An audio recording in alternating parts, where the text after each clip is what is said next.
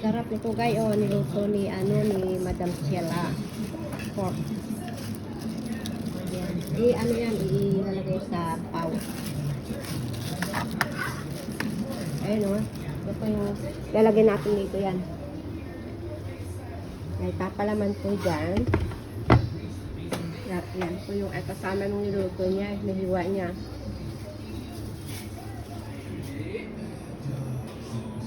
Kasi may party po rito sa bahay. Kaya yan. Ayan. Pisa rin kayo. Kami. Ano natin ang yan. Ayan. May chicken nuggets. Ubus na. At ito yung bread. Ayan. Hindi po kami yan. Pero anong paglagay ng tupperware mo yung mainit na ano?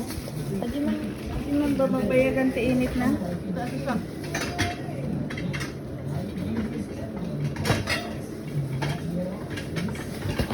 Oh, masarap na pork. Ayan, ang aming pagkain ngayon.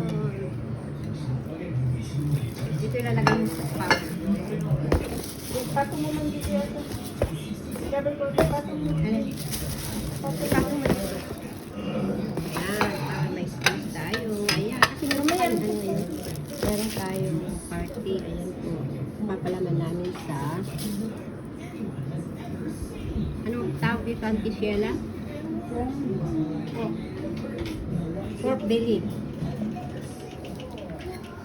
Tingnan yung laki. Ayan, oh. Mas maganda kasi pag hiniwa na ilalagay sa Komba. Pao.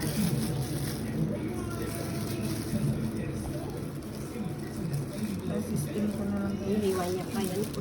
Ganyan kalaki niluto niya tapos hinihiwa po niya. Hinihiwa niya.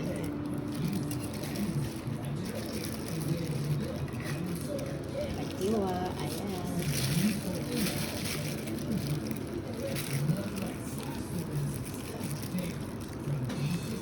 Sarap. Ayan po. Andahan. Asina daw mo.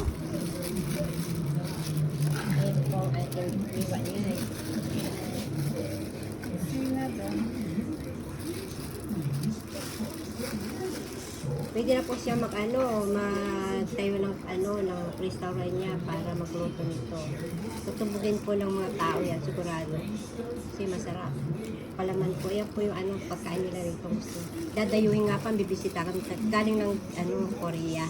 Yan. So, yan, nagluto siya. Tapos, talagyan po natin ng salad, lettuce, saka coriander. Masarap na po yan. Ayan, maraming salamat.